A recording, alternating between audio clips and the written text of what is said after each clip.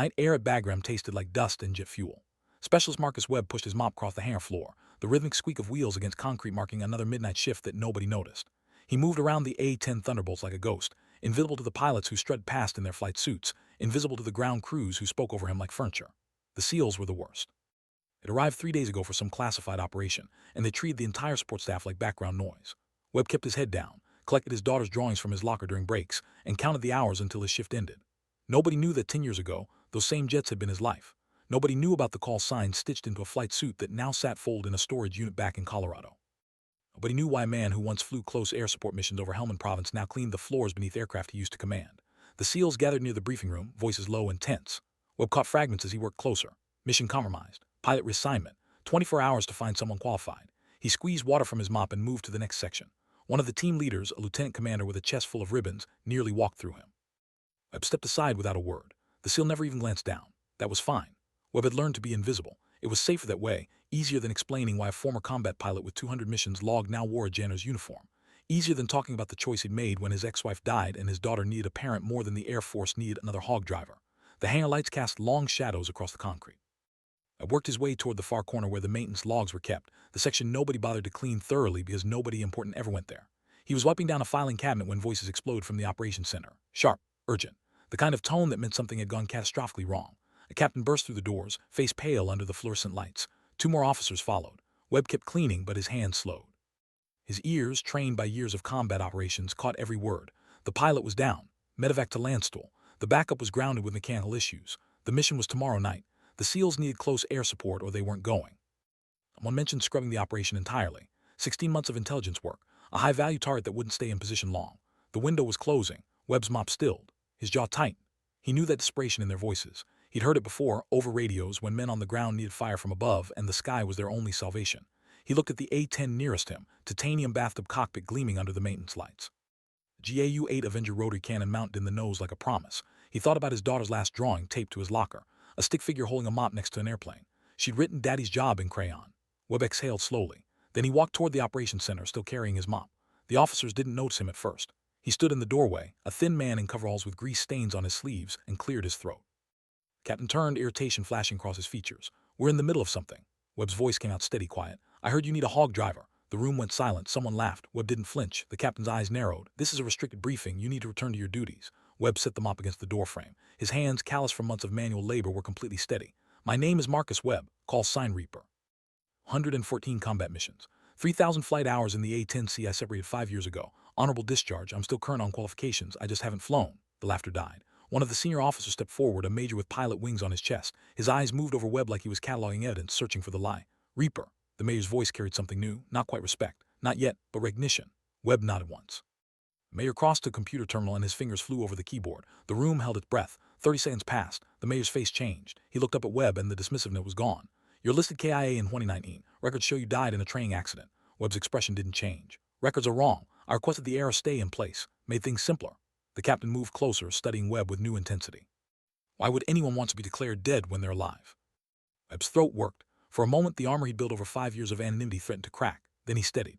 I had a 3-year-old daughter and no one to raise her except me. The Air Force wanted me in combat rotations. I wanted to be a father, so I made a choice. Silence stretched through the operations center. The SEALs had gathered near the doorway now, watching this strange scene unfold. A dead man returned. A janitor who claimed to be a combat pilot. The mayor pulled up more files. Training records, mission logs, commendation. The screen filled with evidence of another life.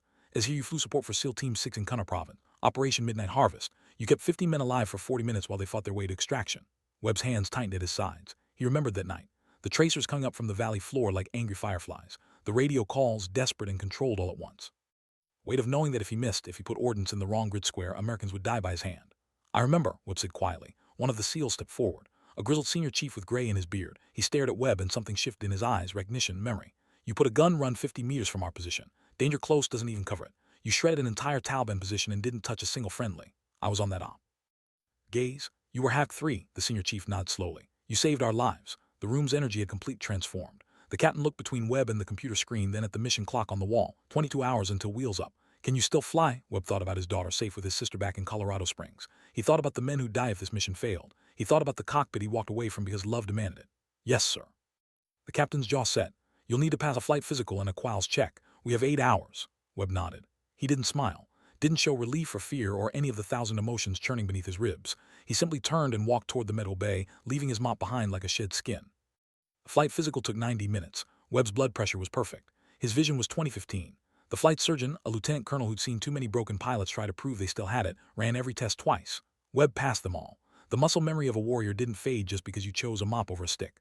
While Webb dressed, the surgeon made a call. Within 15 minutes, the base commander had signed emergency waivers that technically didn't exist in any regulation manual. By dawn, Webb stood in the ready room while a lieutenant who looked barely old enough to shave briefed him on aircraft updates. The A-10C had new systems since Webb's time. Updated targeting pods, improved communication arrays, digital flight controls. Webb absorbed it all, his mind clicking through procedures he thought he'd buried forever. Qualifications flight was scheduled for 0700. A Czech pilot named Patterson, a major with a reputation for washing out anyone who didn't meet his standards, would occupy the back seat. Webb suited up in borrowed flight gear. The harness felt strange after 5 years, then immediately familiar, like coming home to a house you'd left in the dark and finding all the furniture exactly where you remembered. Patterson met him on the flight line. The man's face was carved from suspicion. Never certified a janitor before. Webb pulled on his helmet. First time for everything, sir. They walked the pre-flight together. Webb's hands moved over the aircraft with the careful reverence of a man greeting an old friend he'd wronged. He checked the weapons loadout, the fuel systems, the titanium tub that had saved countless pilots from ground fire. Everything was exactly as it should be. Everything was exactly as he remembered. They climbed in. Patterson's voice crackled through the headset. Let's see if you remember how this works, Reaper. Webb's hands found the controls. 5 years vanished. The turbofan engine spooled up with that distinctive low growl and something inside Webb's chest unlocked. This was who he'd been. This was what he'd given up. Patterson called out instructions, emergency procedures, weapons protocols, navigation challenges. Webb responded without hesitation, his voice falling into the clipped professional cadence of a combat pilot who made these calls when bullets were real and mistakes were measured in body bags. Lifted off as the sun broke over the Hindu Kush. The A-10 climbed with its characteristic lack of grace, a flying tank that had never pretended to be anything but a weapon. Patterson threw scenarios at Webb, simulated emergencies, navigation failures, weapons malfunctions. Webb handled each one with the calm precision of someone who'd done this when the stakes were actual human lives. They flew to the test range. Patterson's voice had lost some of its edge. Show me a gun run. It is the burned vehicle at Grid November Victor 735, 821. Webb banked the hog into position. His eyes found the target. His hands made minute adjustments. The aircraft responded like it was reading his thoughts. He lined up the shot, and for just a moment he was back over Helmand Province, back when every trigger pull meant the difference between soldiers going home or going into flag-draped boxes. The GAU-8 erupted. That distinctive BRRT sound that had become legend among ground troops, 70 rounds per second of 30mm depleted uranium. The burned vehicle disintegrated. Webb pulled up, the G-forces pressing him into his seat. Patterson was silent for 3 seconds, then, Jesus Christ, you didn't just hit it, you erased it. Webb leveled out. His voice was steady. Soldiers don't need pretty, they need effective. They returned to base. Patterson said nothing during the landing, nothing as they taxied back to the flight line. But when Webb shut down the engines and they climbed out, the mayor extended his hand. You're qualified. Hell, you're more than qualified. You're still one of the best hog drivers I've ever flown with. Webb shook his hand. Didn't smile, just nodded. Patterson's expression shifted to something harder. Why'd you really leave? And don't give me the simple answer. Webb looked across the airfield toward the hangar where his mop still leaned against a wall. My daughter drew me a picture last week. I'm standing next to an airplane in it. She doesn't remember me as a pilot. She only knows me as the man who cleans floors. And that's okay because I'm alive to see her draw pictures. Patterson absorbed that. But you're going to fly this mission. Webb's jaw set. Men are going to die if I don't. My daughter will understand someday that her father chose to be there for her every day, but that when it mattered, he also chose to stand up for others who need him. That's the man I want her to remember. The mayor nodded slowly. Fair enough, Reaper.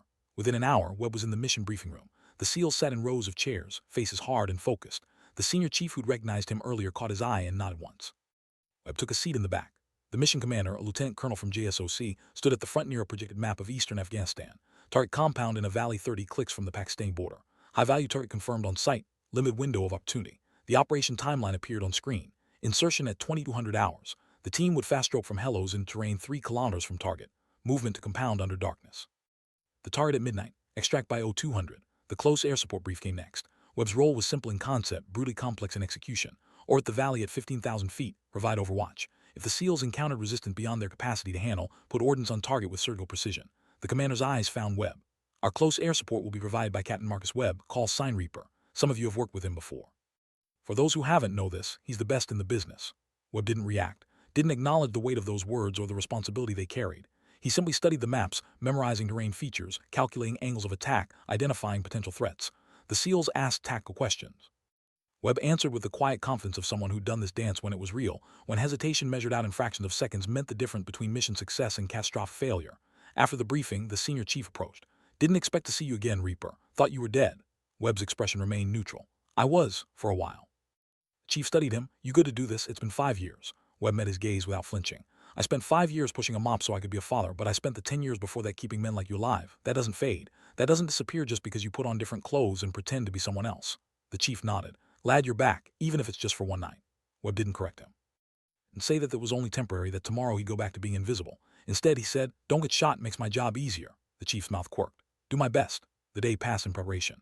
Webb spent hours in the cockpit, reacquainting himself with every system, every backup, every contingency. The aircraft crew chiefs worked around him, loading ordnance with the careful precision of men who understood that sloppy work killed people. High explosive rounds for the cannon, Maverick missiles on the pylons, enough firepower to level a city block if needed. Webb checked every weapon personally. The sun set over the mountains. Webb stood on the flight line, watching darkness claim the sky. Somewhere in Colorado, his daughter was probably doing homework, maybe drawing another picture. She didn't know her father was about to climb into a machine designed for killing. Didn't know that the man who read her bedtime stories had once been called Reaper because of how efficiently he delivered death from above. Maybe that was better. Maybe she never needed to know. The ready room filled with quiet intensity. Pilots and ground crews moved with practiced efficiency. Webb pulled on his flight suit, the borrowed gear fitting like it had been made for him. His hands didn't shake. His breath stayed even. Patterson appeared in the doorway. Aircrafts pre-flighted and ready. Ordnance is loaded. You've got full authorization for weapons release on target. Rules of engagement are in your briefing packet. Webb nodded. He picked up his helmet, the weight of it familiar and foreign all at once. Patterson's voice softened. You don't have to do this. There are other pilots. Webb looked at him. No, there aren't. Not for this. Not tonight. 20 minutes later, Webb sat in the cockpit as ground crew secured the canopy. The instrument panel glowed with soft light. Outside, the night was ink black, the kind of darkness that swallowed everything except stars. Webb ran through his pre-flight checks. Every system green, every weapon hot, every backup confirmed. The radio crackled. Reaper, this is tower. You are cleared for takeoff. Wind is calm. Ceiling unlimited. Good hunting. Webb's thumb found the mic switch. His voice, when it came, carried the weight of every mission he'd ever flown. Tower, Reaper copies. Rolling now. The engine spooled up. The A-10 lurched forward, accelerating down the runway with the graceless determination of a warthog charging into battle. The nose lifted. The wheels left concrete. And Marcus Webb, the janitor who'd been declared dead 5 years ago, climbed into the night sky over Afghanistan one more time. The Hindu Kush spread below him like a dark ocean. Webb climbed to 15,000 feet and established his orbit pattern. The air was smooth. The stars were infinite. He was alone up here, suspended between Earth and space, and for the first time in 5 years he felt complete. The radio stayed quiet. Below him, helicopters carried the SEAL team toward their insertion point. Webb couldn't see them, but he knew they were there. He checked his weapon systems again, confirmed his laser targeting pod was functioning, ran through emergency procedures in his mind. Mission clock ticked forward. 2,200 hours came and went. The SEALs would be on the ground now, moving through darkness toward their objective. Webb maintained his orbit, eyes scanning instruments and terrain below. His breathing was controlled, his focus absolute. This was the part of combat that civilians never understood. The waiting, the silent before violence, the stretched minutes where nothing happened but everything could change in a heartbeat. Webb had missed this. God help him, he'd missed the clarity of it, the absolute focus required. The knowledge that men's lives depended on his competence. He traded this for bedtime stories and school lunches, and he'd make that trade again in a heartbeat. But tonight, just for tonight, he was Reaper again. Radio crackled at 23:45. Reaper, have one. We are 2 clicks from objective, moving into position. Webb keyed his mic. Have one Reaper copy, standing by. Minutes passed. Webb's eyes moved between instruments and the terrain below. His infrared targeting pod painted the valley in shades of green and black. He could see the compound now. Structures arranged around a central courtyard. Heat signatures of vehicles. Movement of personnel. SEALs were invisible to him, which meant they were doing their job right. At midnight, the radio erupted. Reaper, have one. We are compromised. Taking effective fire from the compound and 2 structures to the north. Request immediate close air support. Danger close. 30 meters from friendly positions. Webb's hands moved before his conscious mind finished processing the words. He rolled the A-10 into a dive, nose pointing down toward the valley floor. His eyes found the compound through the targeting pod. Muzzle flashes sparkled in the darkness. Tracers arced through the night. His weapon systems came alive. The targeting computer calculated distances, angles, environmental factors. Webb's thumb hovered over the trigger. 30 meters. That was nothing. That was the distance between surgical precision and friendly fire. That was the space where perfect execution was the only thing standing between success and tragedy. One's voice came again, tight with controlled urgency. Reaper, we need fire now. They're flaying our position. Webb's voice was ice. Have one confirm friendly positions. I need exact grid coordinates. Numbers came back instantly. Webb's computer painted them on his display. He could see the heat signatures now. The SEALs in cover. The enemy advancing. The margin for error was non-existent. Webb's father had once asked him how he dealt with the pressure. Webb had told him the truth. You don't think about what happens if you miss. You only think about the shot. His finger tightened on the trigger. The GAU-8 roared. 70 rounds per second of depleted uranium screamed down from the sky at 3,000 feet per second. The northern structures disintegrated. Enemy positions evaporated. The night lit up with destruction so precise it looked like divine intervention. Webb pulled up hard, G-forces compressing his chest. His eyes never left the targeting display. The compound courtyard still showed movement, more targets. The SEALs were advancing but taking fire from multiple positions. Webb came around for another pass. His voice stayed calm. Have one, Reaper. Compound courtyard has multiple hostiles. Confirm you're clear of the southern wall. Reaper, we are 50 meters north of southern wall. Clear to engage. Webb's hands made minute adjustments. A-10 dove again. This time he selected a Maverick missile. The targeting laser painted the courtyard. Loctone sang in his headset. He squeezed the trigger. The missile dropped away and ignited, streaking down toward Earth, trailing fire. Impact came 3 seconds later. The courtyard became a crater. The southern wall collapsed. Heat signatures that had been moving stopped moving. Webb climbed again, establishing his orbit. His breath was steady. His heart rate barely elevated. This was what 5 years hadn't been able to erase. This was what pushing a mop couldn't kill. The radio crackled. Have one's voice carried something new, not just relief, respect. Reaper, that was Circle advancing on target building now. Webb maintained his orbit, watched the thermal display. The SEALs moved through the compound like ghosts. Efficient, professional, deadly. Minutes passed. Webb stayed ready. His eyes scanned for new threats. His weapons system stayed hot. If they moved against the men below, he would end it. The radio stayed mostly quiet. Brief tactical calls between team members. Then at 0023, Have one came back. Reaper, objective secure, high-value target in custody, preparing for extract. Webb allowed himself one long breath. Have one, Reap copies. Extraction birds are inbound. I'll maintain overwatch until your wheel's up. The helicopters came in low and fast. The SEALs moved to the landing zone with practice speed. Webb orbited above them, a guardian angel made of titanium and ordnance. When the last SEAL was aboard and the helicopters climbed away from the valley floor, Webb allowed himself to relax. Tension he hadn't consciously acknowledged released from his shoulders. Flight back to Bagram took 40 minutes. Webb didn't speak except for required radio calls. He watched the mountains pass below, thinking about his daughter's drawings and the choice he'd made 5 years ago and the reality that some choices never stop echoing. The landing was smooth. Webb taxied to the flight line and shut down the engines. The sudden silence was profound. He sat in the cockpit for a long moment, hands still on the controls, breathing in the smell of jet fuel and cordite. The canopy opened. So stood on the ladder, face unreadable. Hell of a flying, Reaper. Webb unbuckled and climbed out. His legs were steady. His hands didn't shake. He just dropped ordnance danger close to American forces and he felt nothing except tired. Patterson handed him a bottle of water. Webb drank half of it in one pull. Around them, the flight line hummed with activity. Ground crews swarmed the aircraft. The debrief wouldn't happen until the SEALs returned, but Webb already knew what he'd say. We're good. The mission succeeded. Men lived who might have died. That was all that mattered. The SEAL team helicopters touched down 30 minutes later. The team dismounted, faces streaked with dirt and sweat. The high-value target was already being processed by intelligence personnel. Mission complete. The senior chief found Webb near the hangar. The man extended his hand. Webb shook it. Twice now you've kept us alive, Reaper. We owe you. Webb's expression remained neutral. You don't owe me anything. Do the hard part. I just provide fire support. The chief's jaw tight. Don't diminish what you did. Those gun runs were perfect. Textbook doesn't even cover it. You put ordnance exactly where it needed to be with zero margin for error. That's not luck, that's skill. Webb looked past him toward the hangar where his mop still leaned against the wall. I did my job, same as you did yours. The chief followed his gaze. Understanding dawned slowly. You're going back to it, to the janitorial work. It wasn't a question. Webb nodded. My daughter needs a father more than the Air Force needs another pilot. That calculation hasn't changed. Debrief happened at 0400. Mission Command, intelligence officers, and both air and ground team leadership packed into the operations center. Webb sat in the back, still wearing his borrowed flight suit, and listened as Have one walked through the timeline. When they reached the close air support portion, the SEAL lieutenant commander pulled up thermal footage from helmet cameras. The room watched in silence as Webb's gun runs played out on screen. The precision was undeniable. Northern structures disintegrated exactly as intended. The compound courtyard strike was surgical. The commanding officer, a full colonel who'd seen 3 combat deployments, paused the footage. Captain Webb, these are some of the most precise CAS runs I've seen in 20 years. Danger close doesn't begin to describe what you pulled off tonight. Webb's face remained impassive. The Hog is built for this, sir. I just flew it. The colonel's eyes narrowed slightly. You did more than fly it. Made it dance. The debrief continued. Mission success confirmed. High-value target secured. 0 friendly casualties. Complete tactical surprise maintained and no compromise. And close air support that had saved lives with margins measured in meters. When it ended, the colonel approached Webb directly. The Air Force would take you back. With your record, with what you just demonstrated, you could have your choice of assignments. Webb stood. His voice was quiet but firm. Thank you, sir. Made a commitment 5 years ago. I'm not breaking it now.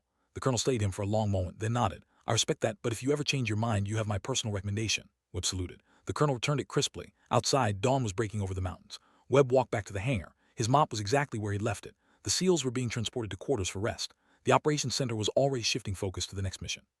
The world kept turning. Webb changed out of the flight suit. He folded it carefully and left it in the ready room. Then he put on his janitor's coveralls and picked up his mop. The hangar floor still needed cleaning. Day shift crews arrived at 0600. They found Webb working in his usual section, moving methodically across the concrete. If they noticed he looked more tired than usual, they didn't mention it. If they heard the rumors about a janitor who'd flown a combat mission, they gave no sign. Webb worked through his shift in silence. His body was exhausted, but his mind was clear. He thought about the mission, about the way the A-10 had responded to his commands, about the lives that had continued because of split-second decisions made at 300 knots. At noon, his supervisor appeared, a staff sergeant named Rodriguez who'd always treated Webb with professional courtesy despite his lowly position. Webb, need to see you in the office. Webb set down his mop and followed. In the small office that smelled like coffee and paperwork, Rodriguez closed the door. You flew a combat mission last night. It wasn't a question. Webb remained silent. Rodriguez sat back in his chair. I got a call this morning from the base commander's office. They wanted to know about your work record. I told them you're reliable, quiet, never cause problems. They thanked me and hung up. Webb waited. Rodriguez's expression was unreadable. I also got a call from the SEAL team commander. He said you saved 15 of his men. He asked if there was anything they could do for you. Webb's jaw tightened slightly. I don't need anything. Rodriguez pulled a folder from his desk drawer. He opened it and Webb saw his own face staring back from an old personnel file, a younger version of himself in dress uniform, pilot wings gleaming. Your file says you died in 2019, training accident. Rodriguez's eyes lifted. But you're not dead. You're standing in my office wearing janitor's coveralls after flying a combat mission. So I'm going to ask you directly, who the hell are you? Webb considered his options. He could lie. He could deflect. He could maintain the fiction that had protected him for 5 years. Instead, he told the truth. I'm a father who made a choice, and last night I made another choice, but the first one still stands. Rodriguez absorbed that. After a long moment, he closed the folder. The base commander is offering you reinstatement, full rank restoration, your choice of assignment. Webb's throat worked. I can't accept. I figured. Rodriguez leaned forward. But here's what you can accept. I'm putting you in for a commendation. Civilian Service Award. It won't bring attention, won't require press releases, but it'll be in your file. Because what you did matters, Webb. Even if you go back to pushing a mop, it still matters. Webb nodded slowly. Thank you, sir. Rodriguez stood and extended his hand. You're a good man, better than most people realize. Webb shook his hand and left the office. He picked up his mop and returned to work. The hangar floor wasn't going to clean itself. Over the next week, the story spread quietly through the base. The janitor who'd flown a combat mission. The dead pilot who'd returned. The man called Reaper. Personnel who walked past Webb without seeing him started nodding in acknowledgement. Conversations in the dining facility would pause when he entered. The SEALs, before they rotated back to their home base, made a point of finding him. Each one shook his hand. Each one thanked him. The senior chief was the last to leave. He found Webb cleaning the latrine in the barracks. This is wrong, the chief said without preamble. You should be flying, not cleaning toilets. Webb didn't stop working. I'm where I need to be. The chief watched him for a moment. My team put together something for you. It's not much, but we wanted you to have it. He held out a small case. Webb dried his hands and opened it. Inside was a SEAL Trident pin. Beneath it a handwritten note, honorary team member, thank you for bringing us home twice. Webb's throat tightened. He closed the case carefully. I can't accept this. Too late, it's already yours. The chief's face was serious. You're not one of us, but you're with us. That means something. Remember that on the days when this job makes you forget who you really are. Chief left. Webb stood alone in the latrine holding the case, and for the first time in 5 years he felt tears burn behind his eyes. He didn't let them fall. He returned the case to his locker and finished cleaning. Weeks passed. The story faded into base legend. Webb returned fully to his routine. Midnight shifts, floor cleaning, invisible work done by invisible hands. He video called his daughter every morning after his shift. Told him about school, about her friends, about the science project she was building. She never asked about his work. He never told her what had happened. One night, 3 weeks after the mission, Webb was cleaning near the operations center when he heard familiar voices. A new group of pilots, fresh rotation, being briefed on regional threats. One of them, a cocky lieutenant with barely 100 flight hours, was holding court. Close air support is easy. Point and shoot. A competent pilot can do it. The real flying is air-to-air combat. That's where the skill shows. Webb kept mopping. The lieutenant's voice carried across the hangar. I mean, how hard is it to drop ordnance on a compound? You just follow the targeting computer and press buttons. One of the more experienced pilots, a captain who'd been on base during Webb's mission, spoke up quietly. You're wrong, the lieutenant scoffed. About what? The captain's voice was hard. About CAS being easy. About it being point and shoot. 3 weeks ago, a pilot put ordnance 30 meters from friendly positions in total darkness and didn't touch a single friendly. That's not following a computer. That's art combined with skill combined with balls of titanium. The lieutenant laughed. I'm sure it was impressive, but let's not exaggerate. The captain stood. The pilot was a guy who'd been out of the cockpit for 5 years. He worked as a janitor on this base. And he flew a mission that saved 15 SEALs with precision that most active pilots couldn't match. The hangar went quiet. The lieutenant's face showed skepticism. A janitor, that's a myth, base legend. Webb set down his mop. He walked slowly toward the group. His coveralls were stained. His hands showed calluses from manual labor. He looked nothing like a pilot. Stopped at the edge of the group. The lieutenant noticed him and irritation flashed across his face. We're in the middle of a discussion. Webb's voice was quiet level. Lieutenant, I heard what you said about close air support, about it being easy. The lieutenant's eyes narrowed. And? Webb met his gaze without blinking. When you put ordnance danger close, you're not thinking about the targeting computer. You're thinking about the radio call you'll have to make if you miss. Thinking about the families who'll get flag-draped coffins because your hand moved a quarter inch too far on the stick. The computer gives you numbers. Skill and experience give you judgment. And judgment is what keeps soldiers alive. The lieutenant's face flushed. Who the hell are you to lecture me about flying? The captain who defended close air support earlier smiled slightly. Lieutenant, meet Reaper, the janitor I mentioned. The pilot who made you look like an amateur without even trying. Ignition dawned slowly on the lieutenant's face. Doubt, embarrassment. Webb didn't press the advantage. He simply said, the A-10 is a simple aircraft, but simple doesn't mean easy. Remember that when you're up there and lives depend on your decisions. He walked away, picked up his mop, and returned to work. Behind him, the ready room was absolutely silent. The story spread again. This time it carried weight. The new pilots heard it from the old ones, the janitor who put them in their place. Ghost who returned for one mission and then disappeared back into routine. Webb's status on base shifted fundamentally. He was no longer invisible. Personnel nodded respectfully. Officers who never noticed him started saying good morning. The maintenance crews who worked on the A-10s made sure to greet him when he cleaned their section. Webb didn't acknowledge the change. He kept his head down, did his work, and counted the hours until his shifts ended so he could call his daughter. But late at night, alone in the hangar with the jets sleeping around him, he sometimes stopped and looked at the A-10s. His hands would rest on his mop handle, and his eyes would trace the lines of the aircraft he once commanded. Months after the mission, Webb was called to the base commander's office. He went in his coveralls during his regular shift expecting some routine issue with his work performance. Instead, he found the colonel who debriefed the SEAL mission waiting. The man stood when Webb entered. "Captain Webb, thank you for coming." Webb remained standing uncertain. "Sir," the colonel gestured to a chair. Webb sat. The colonel pulled a folder from his desk and opened it. "I've been reviewing your file, all of it.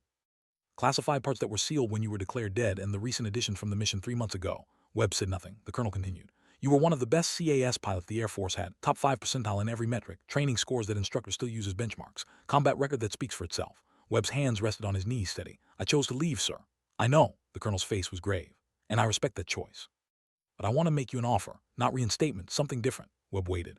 "The Air Force needs experienced pilots to train the next generation, not combat rotations, training assignments at Nelly's or Davis-Monthan. You fly regularly, pass on your expertise, but you be stateside, regular hours, time to be a father and a pilot." Webb's throat tightened. The offer was generous, more than generous. It was an acknowledgement of sacrifice and an attempt to bridge two incompatible worlds. "Sir, with respect, I can't. My daughter is in school in Colorado Springs. I have custody arrangements. My life is built around being stable and present for her." The colonel nodded like he'd expected the answer. "What if the assignment was at Peterson or Buckley, Colorado bases? You could live at home, see your daughter every day, be the father you want to be and the pilot the Air Force needs." Webb's mind raced. Peterson Space Force Base, Buckley Space Force Base, both in Colorado Springs, both close enough that he could maintain his life with his daughter while returning to the sky. It was everything he'd given up. It was the impossible compromise made possible, but there was a weight to it that the colonel couldn't understand. Returning to flying meant returning to the possibility of combat. It meant potentially facing the choice again, the cockpit or his daughter. Webb's voice was quiet. "Sir, I appreciate the offer more than you know, but I need to stay where I am. I made a promise to my daughter. I won't break it." The colonel studied him for a long moment. And he reached into his desk and pulled out a small wooden box. He set it on the desk between them. "Then I want you to have this. It's unofficial. Can't go on your record because officially you're dead, but you earned it." Webb opened the box. Inside was a distinguished flying cross. The metal gleamed against dark velvet. Below it, a citation, "For extraordinary achievement while participating in aerial flight." Marcus Webb distinguished himself by heroism and extraordinary achievement while engaged in combat operations. His actions directly contributed to mission success and the preservation of multiple American lives, executed with precision, courage, and skill that reflected great credit upon himself and the United States Air Force. Webb's vision blurred. He blinked hard. The colonel's voice was gentle. "You can't wear it, can't display it, but you can know that it's real. What you did mattered, that the Air Force hasn't forgotten even if the world thinks you're dead."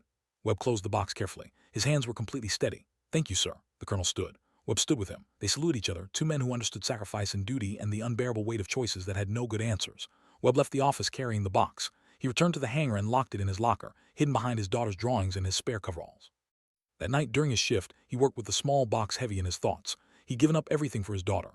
He'd returned to the sky for one night to save lives. Now he held a medal that officially didn't exist for actions that officially never happened. And somehow, that felt exactly right.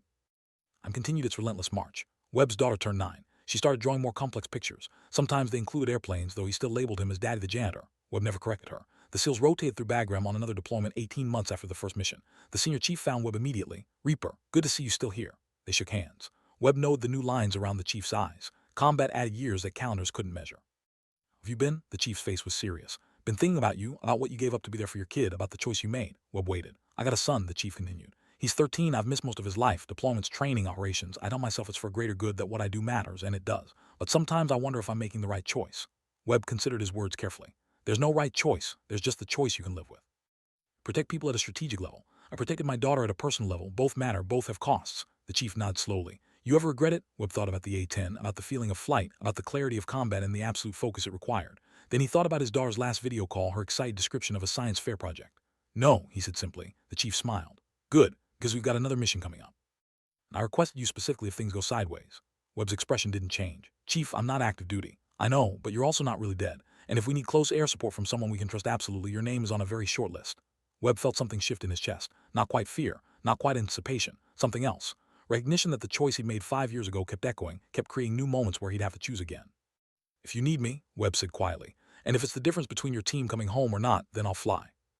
Chief gripped his shoulder. "Hope it doesn't come to that, but it's good to know you're there." The mission happened 2 weeks later. Webb was cleaning the operations center when the alarm sounded. The SEAL team had gone into a compound in Helmand Province. Intelligence had been wrong. Instead of 6 hostiles, they'd encountered 30. The team was pinned down. Their extract was compromised. They needed close air support immediately. The base commander himself found Webb. "I know what I'm asking. I know what it costs you, but those men need Reaper. Will you fly?" Webb looked at the man. At the desperation barely controlled behind professional composure, he thought about his daughter safe in Colorado Springs doing homework and drawing pictures. He thought about the SEAL team pinned down in a foreign land fighting for their lives. The choice was agony, the choice was simple. Yes, sir. 30 minutes later, Webb was in the cockpit. The same borrowed flight gear. The same A-10. Same calm focus that combat demanded. He lifted off into the Afghan night and climbed toward the stars. The radio crackled with disparate urgency. The SEALs were taking effective fire from multiple positions. Ammunition was running low. Casualties were mounting. Extraction was impossible without air support. Webb's hands moved over controls that felt like extensions of his own body. His eyes found the compound on infrared. He could see the muzzle flashes. See the SEALs' heat signatures in defensive positions. Could calculate the angles, the distances, the margin for error. One's voice came through, tight with controlled desperation. Reaper, we need fire now. We're about to be overrun. Webb's voice was ice and certainty. I have you visual. Danger close. Stay down. His thumb found the trigger. The GAU-8 roared. The night exploded with precision violence. Webb made 3 gun runs, each one surgical, each one perfectly placed. Hostile positions evaporated. The SEALs advanced. The extraction birds came in. 20 minutes from first contact to wheels up. 0 friendly casualties. Mission success. Webb flew cover until the helicopters crossed into safe airspace. Then he turned back toward Bagram, alone in the night sky, and let himself feel the weight of what he'd just done. And he landed and climbed out of the cockpit. His hands were shaking, not from fear, from the realization that this would never be over, that no matter how far he walked away, there would always be another moment when men needed him to be Reaper instead of the Janitor. Patterson was waiting on the flight line. The mayor's face showed understanding. Hell of a flying, again. Webb pulled off his helmet. I need to make a call. It's 3 in the morning stateside. I know. Let him use the operations center phone. Webb dialed with steady hands. His sister answered on the 4th ring, voice thick with sleep. Marcus, what's wrong? Nothing's wrong. Is she there? Can I talk to her? Confusion. She's asleep. It's 3 a.m. I know. Please, I need to talk to her. Movement, footsteps, a door opening. His sister's gentle voice waking his daughter, then sleepy and confused, his daughter's voice. Daddy, Webb's throat tight. Hey, sweetheart, I'm sorry I woke you. It's okay. Are you okay? He closed his eyes, thought about the mission he'd just flown, about the lives he'd saved, about the choice he kept making. Yeah, baby, I'm okay. I just wanted to hear your voice. I love you, Daddy. The words hit him like physical force. I love you too, more than anything in the world, more than you'll ever know. Are you crying? Webb touched his face. His fingers came away wet. Just tired. Go back to sleep. I'll call you tomorrow when you're awake. Okay, Daddy. Yeah. Are you still coming home next month? His leave rotation. The 2 weeks he got every year to fly back to Colorado Springs and be fully present as her father. Yes, absolutely, I promise. Good, I miss you. Webb's voice broke. I miss you too, sweetheart, so much. Say goodbye? Webb hung up the phone and sat in the operations center, surrounded by maps and computer screens and the machinery of war, and cried silently. Because he'd saved lives tonight. Because he'd made the choice again to be Reaper instead of just a father. Because his daughter's voice reminded him why he'd walked away from this in the first place. Because there was no good answer, just the answer he could live with. Patterson found him 20 minutes later. The major didn't say anything. Sat down in a nearby chair and waited. Webb finally spoke. I can't keep doing this. I know, but I can't not do it either, Patterson nodded. That's the price of being good at something that matters. The world doesn't let you walk away completely. Webb wiped his face, steadied himself. Next time, find someone else. Patterson's expression was gentle. We both know there's no one else, not for this, not when it matters. Webb stood. He was exhausted. Oldie tired in a way that sleep wouldn't fix, but his shift didn't end for 4 more hours. The hangar floor still needed cleaning. He returned to his mop and his coveralls and his invisible work. The SEALs found him the next day. Every single one shook his hand. The senior chief pulled him aside. You saved our lives. 3rd time now for me personally. I'm out of words to say thank you. Webb's face was drawn. Then don't say them. Just come home to your son. Understanding flickered in the chief's eyes. That's why you do it. Why you keep flying when they call, because you know what it means to have someone waiting for you. Webb nodded. Don't waste it. Don't take for granted that you get to go home. A lot of good people don't get that chance. The chief's jaw tightened. I won't. I promise. They stood in the hangar, 2 men who'd both chosen service and sacrifice, who both understood that duty extracted prices that couldn't be calculated in simple terms. Story spread through Bagram again. Reaper had flown again. Reaper had saved another team. Reaper was real, not legend. Webb ignored the attention. He worked his shifts. He called his daughter every morning. He counted the days until his leave rotation, but something had shifted. The base commander called him in again. This time, the offer was different. We want to create a position for you. Advisor to close air support operations. Review mission planning, provide tactical consultation, train pilots. No combat flying unless absolutely necessary. Stateside assignment in Colorado Springs. Full benefits. Time to be with your daughter. Webb looked at the papers on the desk. Looked at the offer that would let him serve without sacrificing fatherhood. Looked at the compromise that seemed too good to be true. What's the catch? The commander's face was serious. The catch is that when teams need you, really need you, you'll fly. Can't mandate it, can't order you, but you'd be on call for situations where the mission absolutely requires your specific expertise. Webb thought about his daughter, about the promises he'd made, about the reality that no matter what he chose, there would be costs. I need time to think about it. Take a week. Talk to your daughter if you think that's appropriate. This is too important to rush. Webb left the office carrying papers that might reshape his entire life. He worked his shift in a daze. Night during his scheduled video call, his daughter noticed immediately. Daddy, you look sad. Webb tried to smile. Just thinking about some stuff, sweetheart. What kind of stuff? He hesitated. Then decided she deserved the truth, at least part of it. I might have a chance to do different work. It would mean we could live together all the time, not just when I come home on leave, but it would also mean sometimes I'd have to travel for work. her eyes bright. You could live at home, really. Yeah, really? Then you should do it. Her enthusiasm was immediate, absolute. I want you home, Daddy. I miss you all the time. Webb's chest tightened. But sometimes I'd have to leave for work. It might be dangerous work. She considered this with 9-year-old seriousness. Do you help people with this work? Webb thought about the SEALs, about the missions, about the precision required to keep men alive. Yeah, I help people. Then you should do it, because you always tell me that helping people is important. Out of the mouths of children came clarity that adults spent lifetimes seeking. Webb smiled, this time genuinely.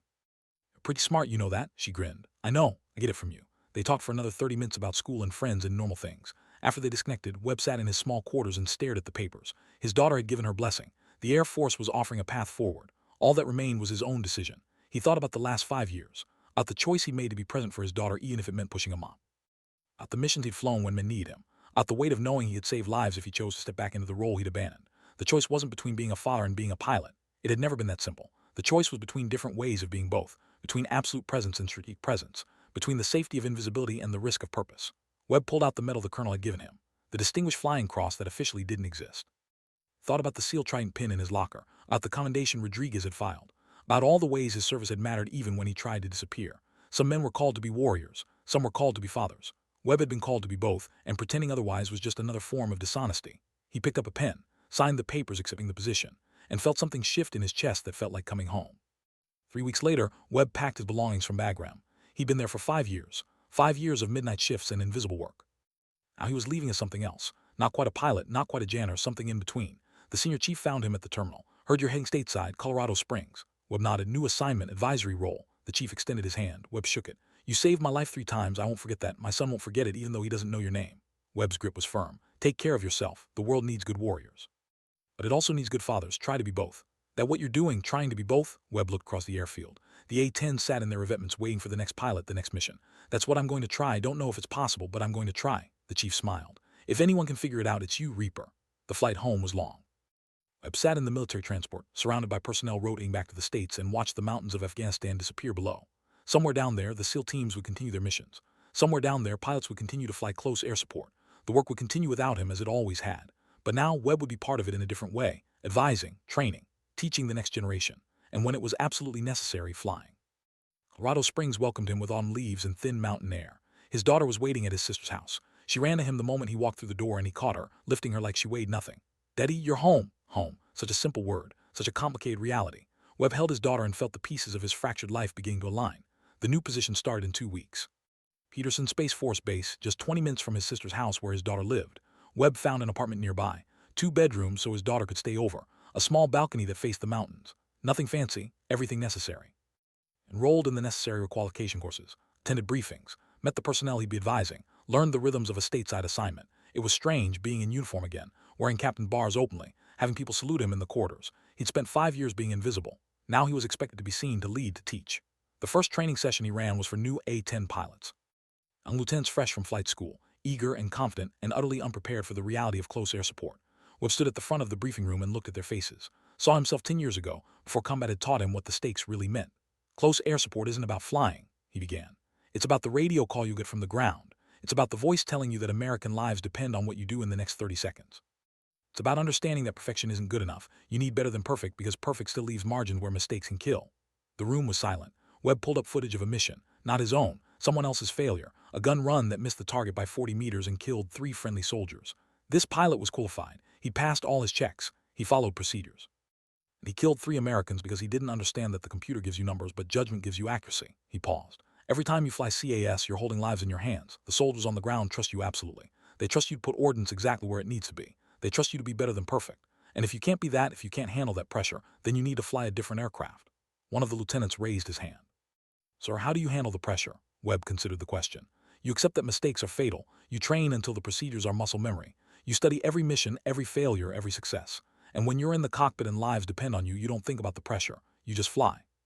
Training continued. Webb was relentless but fair. He pushed the young pilots hard, demanded excellence, accepted nothing less than their absolute best. Some washed out, some thrived, all of them learned.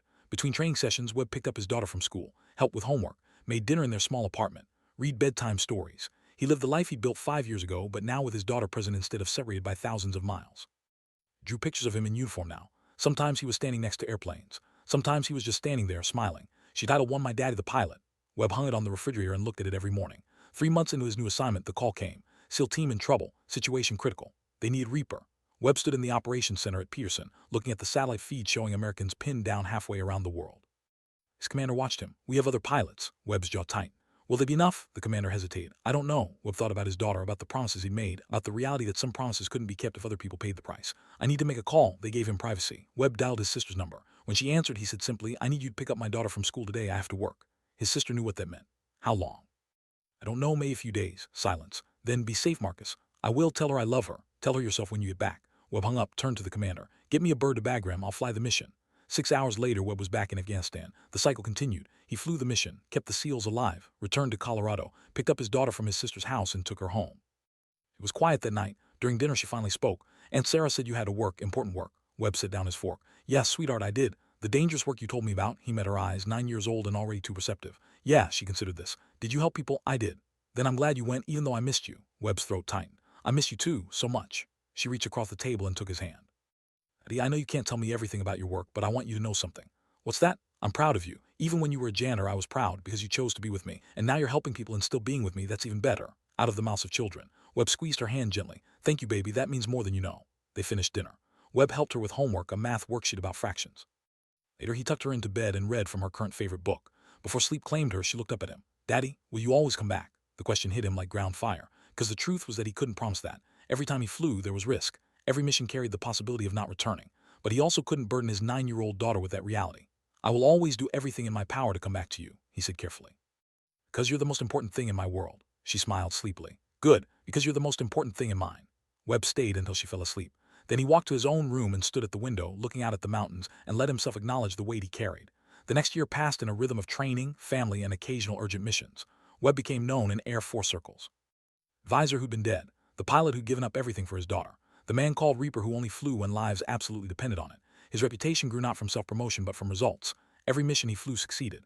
Every team he supported came home. His training produced pilots who understood that close air support was a sacred responsibility. One evening, Webb received a call from the senior chief. SEAL was stateside now, assigned to train command in Virginia. Reaper been a while, Webb smiled. He'd come to consider the chief a friend, though they'd spent maybe 20 total hours in each other's presence. Good to hear from you. How's your son? He's good. Actually, that's why I'm calling. He wants to join the Navy, wants to be a SEAL. Webb heard the pride and fear in the chief's voice. How do you feel about that? Terrified, proud, conflicted as hell. The chief paused. I told him about you. About the choice you made. About how you walked away from flying to be a father, then came back when we needed you. He wants to meet you. Why? Because I told him you're the best example I know of someone trying to balance service and family. And if he's going to do this, I want him to understand what it costs. Webb thought about his daughter asleep in her room down the hall. Chief, I'm still figuring it out. I don't have good answers. Maybe that's the point. The answer is that there is no good answer, just the choice you make each day. A week later, the chief and his son visited Colorado Springs. The boy was 16, tall and serious with his father's eyes. They met at a coffee shop near Pearson. Webb wore civilian clothes, just a man having coffee with friends. The chief made introduction. Marcus Webb, this is my son James. They shook hands. James's grip was firm, trying to prove something. Webb recognized that hunger to be seen as capable. He carried it once. They talked for an hour about service, about sacrifice, about the choices that defined a life. James asked direct questions. Do you regret leaving the Air Force? Webb considered carefully. I regret that I had to choose, but I don't regret the choice I made. My daughter needed a parent. That mattered more than my career. But you came back. I came back to help when there was no other option. That's different from being on active combat rotation. I get to be present for my daughter's life now while still serving when it's critical. James absorbed this. How do you know when it's critical? Webb's expression was serious. When lives will be lost if I don't act. When there's no one else who can do what needs to be done. That's the line I've drawn. Your line might be different. The chief watched his son process this. James spoke again. Dad says you're one of the best pilots he's ever seen, that you can put ordnance in places other pilots wouldn't even try. Webb's voice was quiet. Skill isn't just about flying. It's about knowing when to fly and when to walk away. It's about understanding that being the best doesn't mean you always have to prove it. They talked until the coffee shop closed. When they parted, James shook Webb's hand again. Thank you, sir. This helped. Webb nodded. Whatever you choose, make sure it's your choice, not what you think others expect, not what looks heroic. Choose what you can live with. The chief gripped Webb's shoulder. Thank you for this. He's a good kid. He'll figure it out. I hope so. I want him to be better than me. Better choices. Webb smiled slightly. He'll make his own choices. That's all any of us can do. They separated. Webb drove home, thinking about fathers and sons, about legacies and choices, about the weight of expectations and the freedom of honest decision-making. His daughter was still awake, reading in bed. She looked up when he entered. How was your meeting? Good. I met a young man trying to figure out his path. Did you help him? Webb sat on the edge of her bed. I hope so. I told him the truth about choices. That's all any of us can do. Years into his advisory role, Webb received a different kind of call. The Air Force wanted to do a profile on him, not for recruitment, for internal education. A case study about sacrifice, service, and unconventional career paths. Webb's first instinct was to refuse. He'd spent 5 years being invisible, embraced anonymity like armor. but the request came from high enough up the chain that refusal would be noticed. Agreed on one condition: his daughter's identity would be protected. No photos of her, no mention of her name. The profile could discuss his choice to separate and raise a child, but it couldn't expose her to attention she hadn't asked for. They agreed. A captain from public affairs spent 3 days interviewing Webb, asked about his career, his decision to separate, his return to flying, his current role. Webb answered honestly, didn't embellish, didn't minimize. Was told the truth about a man who tried to balance impossible responsibilities. The profile published in the Air Force Times 6 weeks later. Webb didn't read it at first. When he finally did, late one night after his daughter was asleep, he found something unexpected. They titled it "The Janitor Who Never Stopped Flying."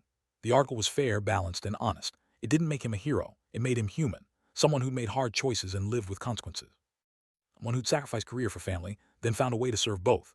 The response was immediate and overwhelming. Webb received letters from active duty personnel, from veterans, from parents trying to balance service and family. They thanked him for showing that unconventional paths were possible, that choosing family wasn't weakness, that service took many forms. One letter came from a female major, a pilot struggling with the decision to separate because she wanted to start a family. She wrote, "Your story gave me permission to choose both, to understand that leaving doesn't mean quitting, and that sometimes the bravest thing a warrior can do is choose love over glory." Webb read that letter 3 times. He thought about responding, then decided against it. His story was told. Others would have to write their own. I've continued. Webb trained pilots, advised on missions, occasionally flew when situations demanded it. He attended his daughter's school events, helped her with science projects, taught her to ride a bike without training wheels. The dual life became normalized. His daughter understood now in age-appropriate terms what her father did, that he was a pilot who taught other pilots, that sometimes he had to travel for work, that his work involved helping soldiers. She didn't need to know details. Just needed to know he'd come home. 3 years after Webb's return to service, the senior chief called again. His son James had completed SEAL training, top of his class. He was being assigned to a team. "He wanted me to tell you," the chief said. "Wanted you to know that your words helped him understand what he was choosing." Webb felt a strange mixture of pride and concern. How does he seem? Focused, determined, scared in the way that smart warriors are scared. He knows what he's walking into. Good, fear keeps you sharp.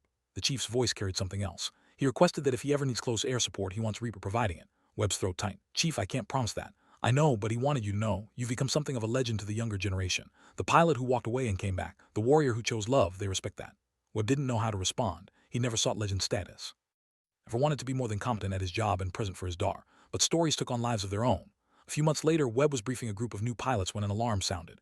Red alert. Active situation. SEAL team in contact. They needed immediate close air support.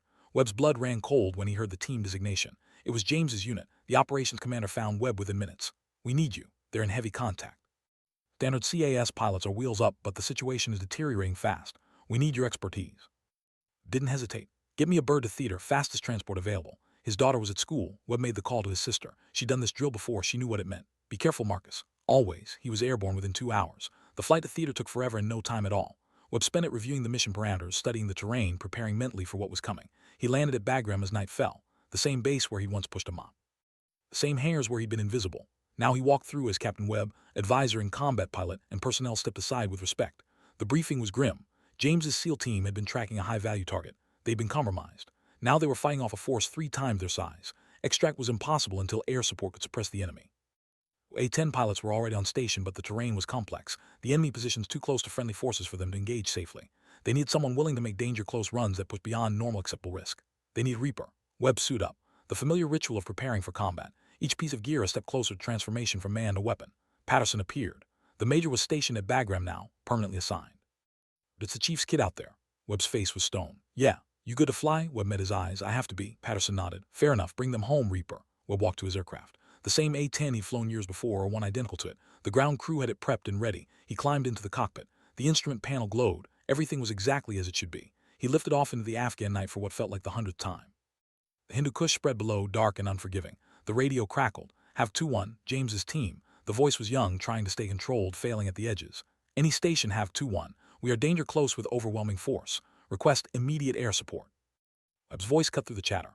"Have 2-1, this is Reaper. I'm inbound your position. Give me your grid coordinates in any positions." A pause. Then James's voice, recognizable even through fear and static. "Reaper, is that actually Reaper? Affirm, grid coordinates now." The numbers came through.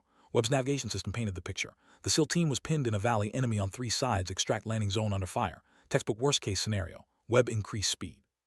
A-10 wasn't fast, but it was fast enough. He covered the distance in minutes that felt like hours. His infrared targeting pod found the valley, found the heat signatures that marked friend and enemy. The situation was worse than briefed. Webb keyed his mic. "Have 2-1, I'm visual on your position. I need you to mark your exact location with IR strobe. Do it now." Light bloomed in his display. The SEAL's position. Webb calculated angles, distances, weapon solution. Enemy was close, too close. 30 meters in some places, 20 in others. He cycled through his weapons options. The GAU-8 cannon was the only choice. Missiles would have too much blast radius. The gun would let him walk fire precisely where it needed to be. Have 2-1 stay down, gun run inbound. Danger close doesn't begin to cover this. Webb rolled into his attack dive. The world narrowed to his targeting reticle, to the calculations his mind made faster than conscious thought. Line speed, altitude, aircraft attitude, enemy position relative to friendly. He lined up the shot, his finger found the trigger, and he thought about the senior chief's son, 23 years old, pinned down in a foreign land, thought about the chief's pride and fear, thought about his own daughter safe in Colorado who needed her father to come home. Then he stopped thinking and just flew. The GAU-8 erupted. 70 rounds per second. Webb walked the fire across enemy positions like a scalpel. 20 meters from the SEALs. Precision that defied belief. The enemy positions on the eastern side evaporated. Pulled up, G-forces crushing him into his seat. He came around for another pass. James's voice breathless with shock and relief. Reaper, that was perfect. We're advancing. Need fire on western position. Copy. Stay down. Second gun run. Same precision, same absolute focus. The western position ceased to exist. Webb climbed again, scanning for new threats. The targeting pod showed the SEALs moving, advancing toward their extract point. The enemy was broken, scattered, no longer organized. 2-1, you're clear to your landing zone. Extract birds inbound. James's voice was steadier now. Reaper, you just saved our lives. Webb's throat worked. Get to your extract. We'll celebrate when your wheel's up. The helicopters came in. The SEALs loaded with practice speed. Webb maintained overwatch, ready to engage if any threat emerged, but the enemy had learned. Nobody challenged the extraction. The birds lifted off, climbing toward safety. James's voice came one more time. Reaper, have 2-1, thank you. My dad was right about you. Webb's voice was rough. Tell your dad I said you did good. Now get home safe. The helicopters disappeared into the night. Webb maintained his orbit for another 20 minutes, ensuring no one pursued. Then he turned back toward Bagram. The flight back was silent. Webb's hands were steady on the controls, but his mind was churning. He just made gun runs that pushed beyond what safety regulations allowed. Put ordnance close enough to friendlies that a mistake of inches would have been catastrophic. But James was alive. The team was safe. That's what mattered. He landed as dawn broke over the mountains. Patterson was waiting again. The mayor's face showed respect and something else, concern. Those gun runs are going to be reviewed. 20 meters danger close. That's beyond acceptable risk parameters. Webb climbed out of the cockpit. Men are alive who wouldn't be otherwise. That's my parameter. Patterson couldn't argue. They both knew Webb was right. The debrief happened later. Mission commanders reviewed the footage, studied the precision, calculated the risks Webb had taken. Base commander's face was grave. Captain Webb, those runs were extraordinarily dangerous. You violated standard engagement protocols. Webb met his gaze without flinching. Yes, sir, I did, because standard protocols would have left those men dead. I made a judgment call that precision execution could succeed where adherence to regulations would fail. Silence filled the room. Then the commander spoke again. Your judgment was correct. The mission succeeded.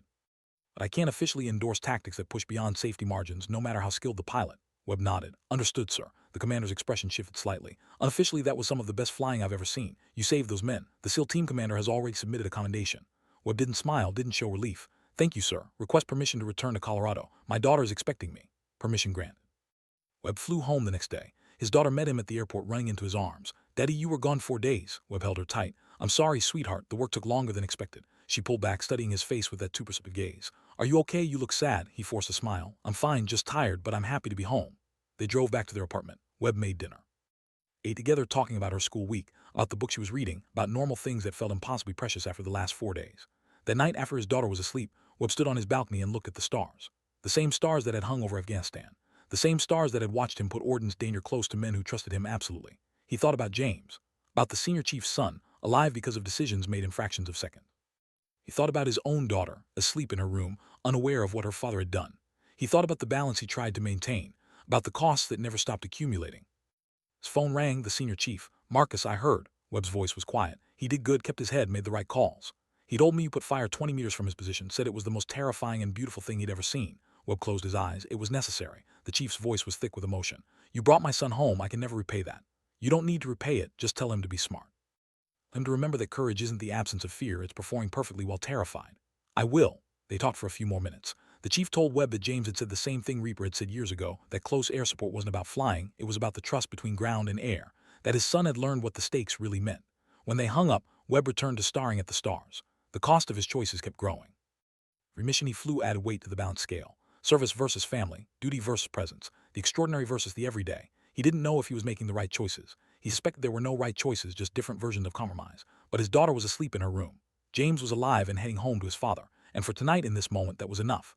The story of Webb's 20-meter gun run spread through military channels, not officially. Regulations were regulations, but in ready rooms and tactical briefings, pilots talked about Reaper's danger close mission, about precision that defied belief, about a man who walked away from glory to push a mop and then returned when lives demanded it. Webb tried to ignore the attention. He returned to his training duties at Peterson, kept his head down, focused on teaching the next generation. But his reputation had grown beyond his ability to contain it.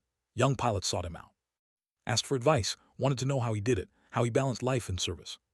I told them all the same thing. You don't balance it. You choose each day what matters most and accept the consequences. Some days your family comes first. Some days your duty comes first. The trick is being honest about the costs and not pretending any choice is without sacrifice. Some understood. Some didn't. Webb couldn't control how his words landed. He could only offer truth as he understood it. 4 years into his advisory role, Webb's daughter turned 13. Was growing into a young woman who looked at the world with sharp intelligence and fierce independence. She asked harder questions now. Dad, have you ever killed anyone? The question came during dinner, casual as asking about the weather. Webb set down his fork. He'd known this moment would come. Yes.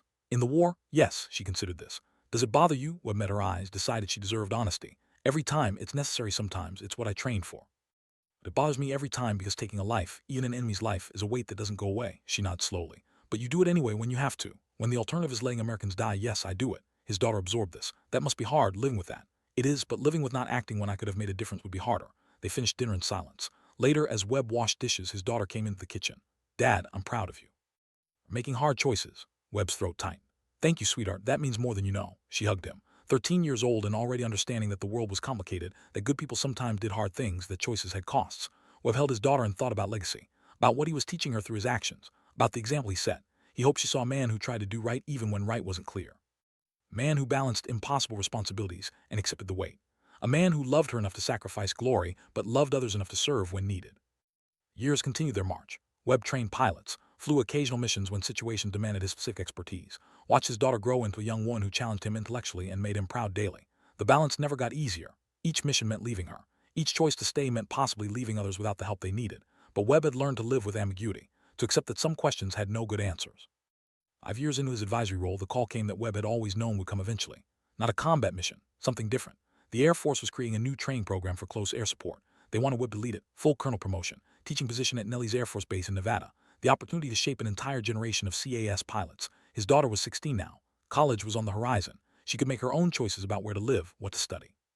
Webb sat her down to discuss the offer. She listened with the same intelligence she'd always shown. What do you want to do, Dad? I don't know. The position is a huge opportunity. I could impact hundreds of pilots, save countless lives through better training. But, she prompted, but it would mean moving to Nevada. You'd have to change schools for your last 2 years of high school. Leave your friends. I won't do that to you unless you're okay with it. His daughter smiled. Dad, I'm 16. I can adapt. But I need to know, is this what you want? Not what you think you should want, what you actually want.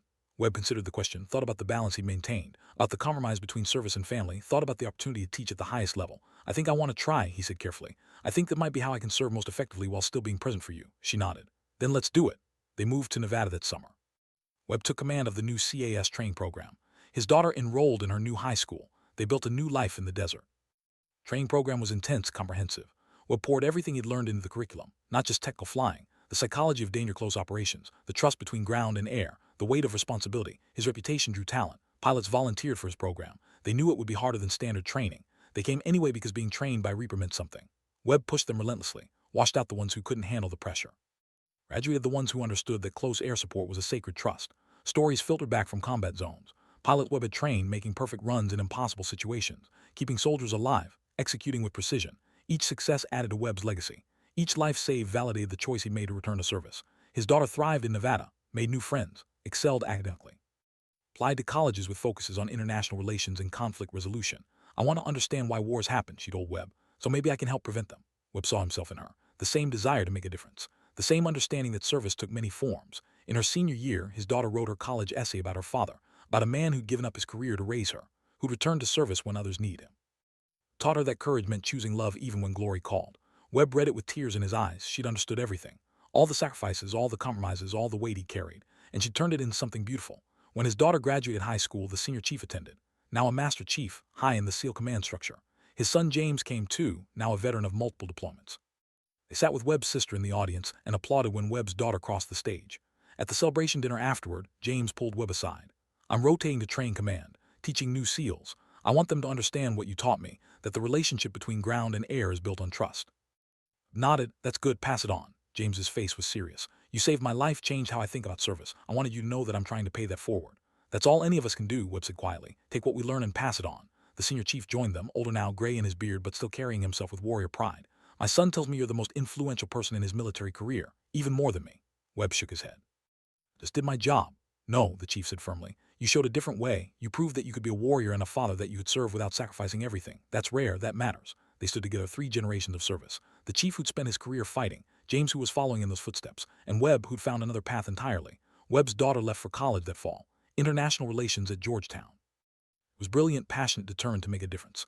Webb helped her move into her dorm, watched her organize her room, felt the weight of time passing. "You okay, Dad?" she asked, catching his expression. "Just proud and a little sad that you're growing up." She hugged him. "I'm growing up because you made space for me too, because you chose to be present. Don't forget that."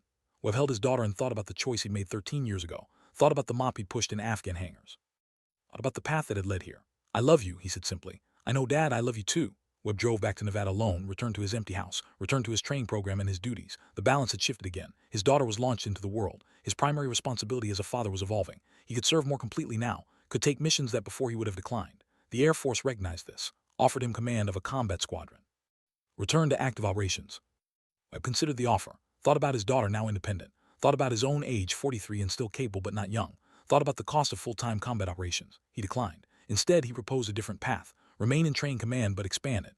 Create a program that brought together close air support pilots, forward air controllers, and ground combat leaders. Teach them together. Build understanding across branches. The Air Force approved.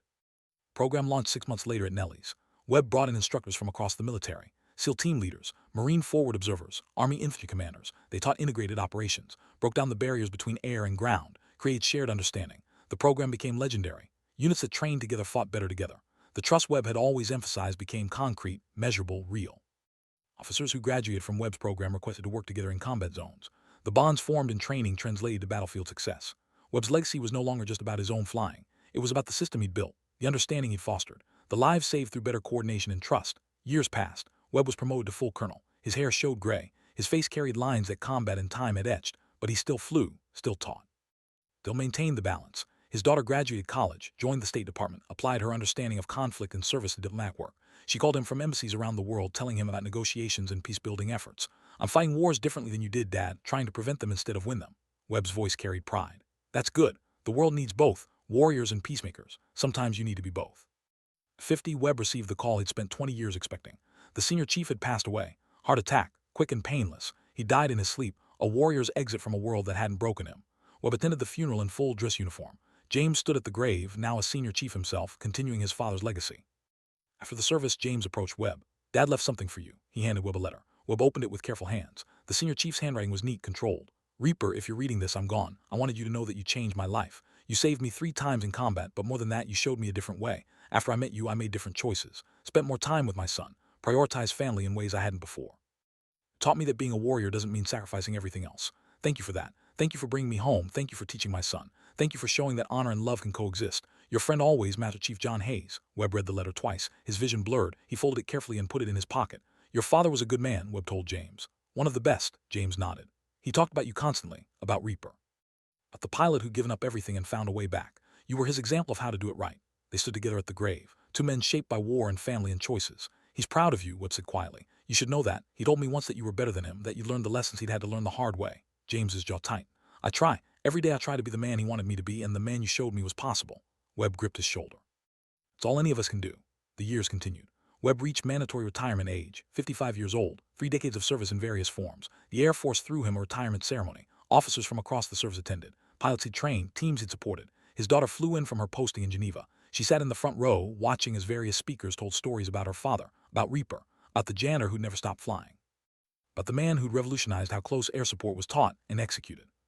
The ceremony concluded with a final honor, a 4-ship flyover of A-10 Thunderbolts, the aircraft Webb had flown in combat, the jets he'd used to keep men alive. They screamed overhead in perfect formation, and then one broke away. The missing man formation, honoring a pilot who was leading the sky. Webb stood at attention, saluting. His daughter watched him with tears streaming down her face. After the ceremony, she found him.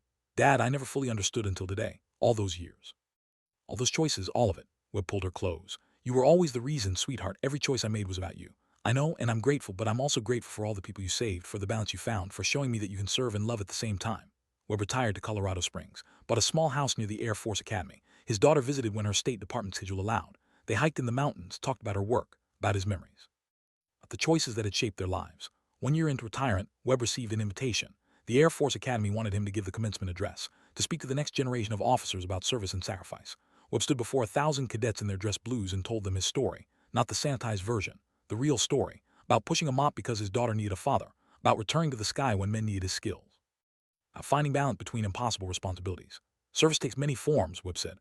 Sometimes it looks heroic. Sometimes it looks mundane. Sometimes it means fighting. Sometimes it means walking away from the fight to be present for those who need you differently. The challenge isn't choosing between service and love. It's finding ways to honor both. It's accepting that every choice has costs and making peace with the ones you can live with.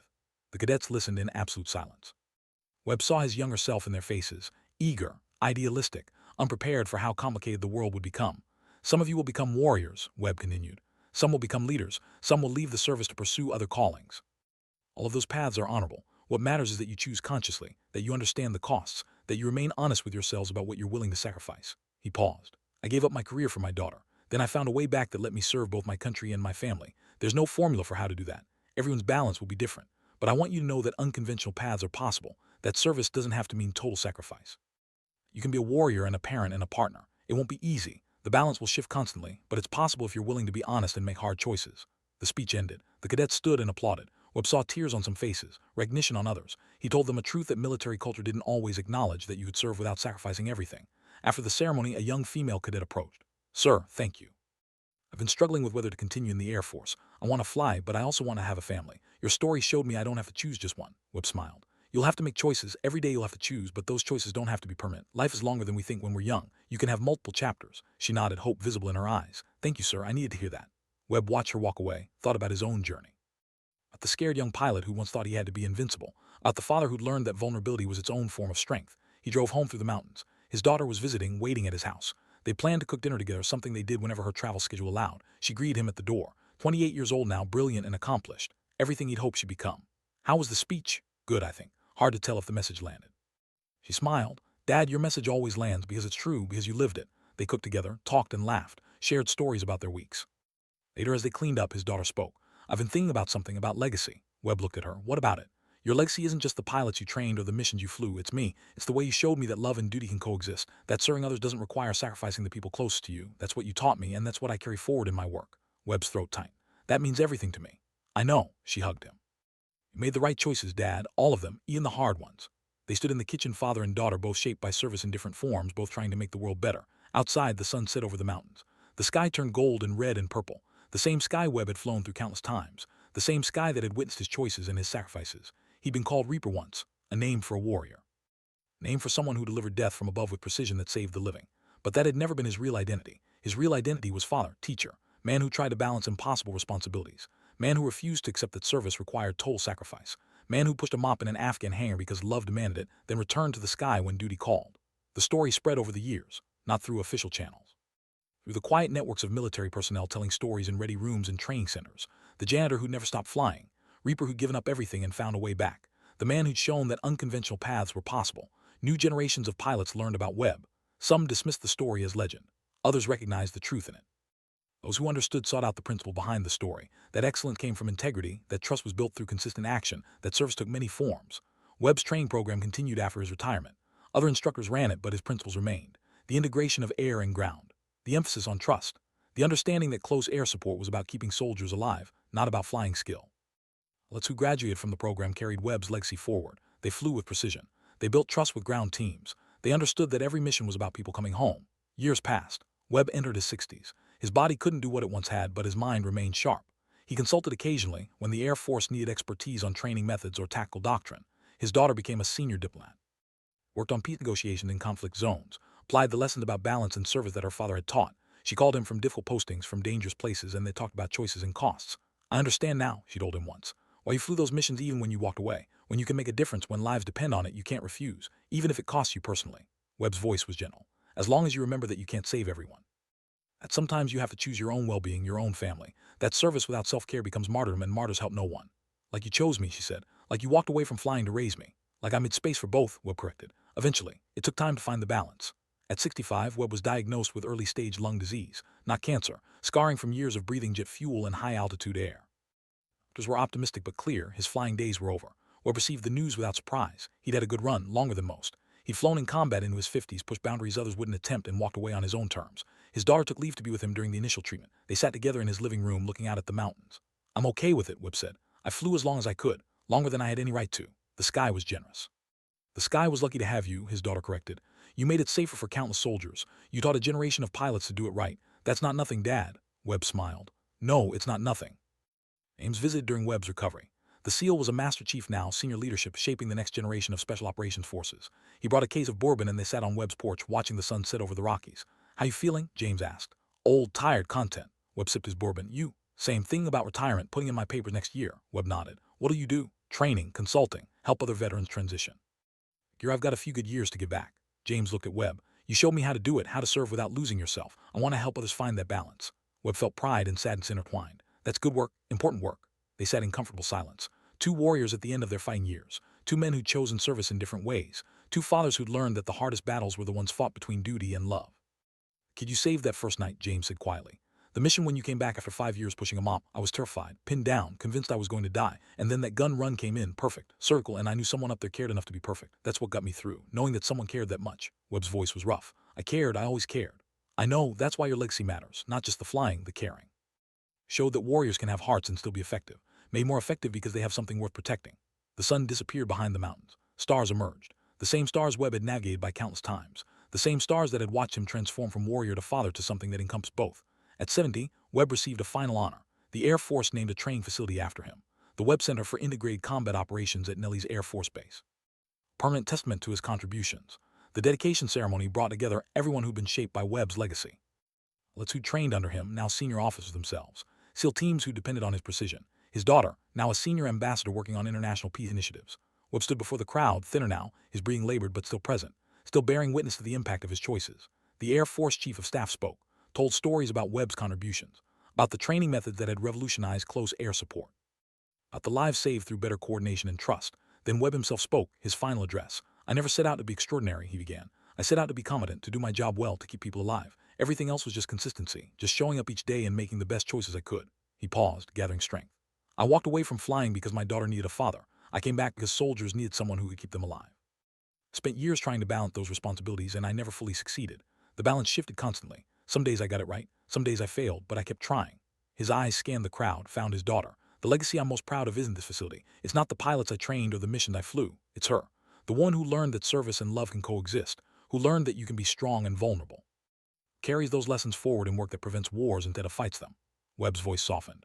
"Service is costly, it demands sacrifice, but it doesn't have to demand everything. You can serve and still be human. You can be a warrior and still be a parent. You can be excellent at your profession and still be present for the people who need you. It's not easy. The balance is never stable.